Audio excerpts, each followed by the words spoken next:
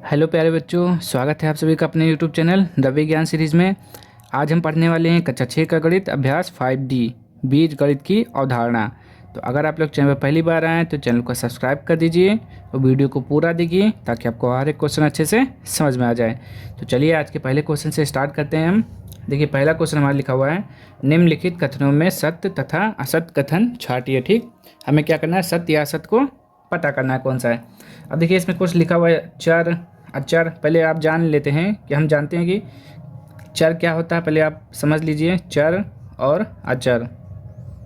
ठीक, क्या होता है। ठीक, अचर तो वो संख्या होती है जो नंबर लिखा होता है आपका, यानी कि गिनती। ठीक, जो आपका गिनती लिखा रहता है ना आपका 1 2 3 4 5 0, ये सब क्या है, जिसका मान हमें पता रहता है।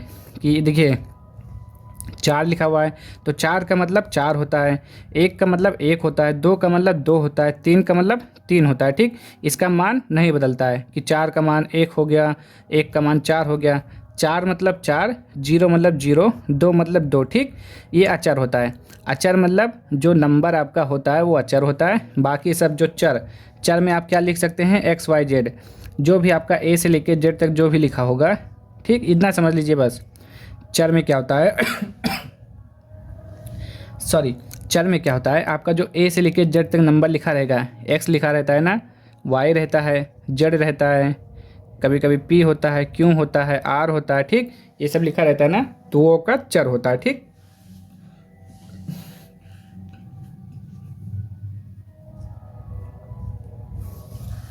तो देखिए ये हो गया ना। अचर आप समझ गए क्या होता है, जो गिनती आपका नंबर लिखा होता है अचर होता है, यानी कि जिसका मान हमें पता होता है, और जिसका नहीं पता है वो चर होता है। ठीक, तो देखिए यहाँ पे क्या लिखा है, पहला क्वेश्चन, एक्स अचर राशि है। अब बताइए, एक्स मतलब कह रहा है अचर। देखिए इसमें एक्स आएगा, एक्स किस में आता है, X A B C D मतलब किस में आएगा, चर में आएगा। तो ये कह रहा है एक्स अचर राशि है, गलत है ना। तो आप क्या लिखेंगे, असत्य, असत्य लिखेंगे आप। ठीक, दूसरा देखिए 5 एक अचर राशि है, तो 5 तो इसी में आएगा। देखिए 4 5 गिनती है आपका, तो ये बिल्कुल सही है। इसमें देखिए x प्लस 5 एक अचर राशि है। अब देखिए x प्लस 5, 5 तो मान लेते हैं इसमें आता है, लेकिन हमें x का मान पता है, नहीं पता है। अगर यहाँ पर लिखा होता 1 प्लस 5 तो हमारा 6 आ जाता, हमको पता चल जाता कि 6 मतलब 6 यानी कि अचर राशि है। यहाँ पे लिखा हुआ है x प्लस 5, तो ये क्या हो जाएगा, चर हो जाएगा आपका। जब कहीं भी अगर यक्स के साथ या मतलब अल्फ़ाबेट के साथ अगर जुड़ा हुआ संख्या तो वो चर होगा आपका, अचर नहीं होगा।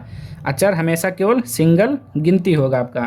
तो ये एक्स है, एक्स का मान नहीं पता है, तो जिसका मान नहीं पता वो चर हो जाएगा आपका।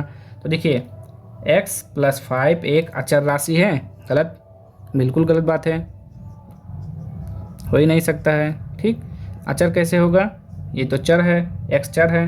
अब इसमें देखिए एक्स पावर 5 अचर राशि है, फिर से वही बात, हमें एक्स का मान पता है, नहीं पता है। जब नहीं पता है तो क्या हो जाएगा, चर हो जाएगा। तो ये कह रहा है अचर, तो ये भी गलत है, चर है लेकिन कह रहा है हम अचर हैं, तो गलत हो जाएंगे ये। क्वेश्चन नंबर 2 देखिए, 2 लिखा हुआ है।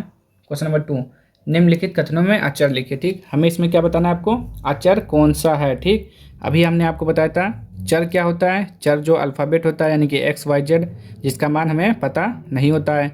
अचर क्या होता है, अचर क्या होता है, अचर आपका नंबर होता है, गिनती होता है। ठीक, फिर से लिख देता हूँ मैं, चर होता है आपका एक्स वाई जेड, और अचर होता है आपका, अचर क्या होता है, गिनती, 1 2 3 4, 0 भी हो सकता है, 5 भी हो सकता है। ठीक, ये सब क्या होता है आपका, अचर होता है। अब देखिए यहाँ पे निम्नलिखित कथनों में अचर बताइए। अब देखिए यहाँ पे y क्या है, अचर में आता है, नहीं आता है।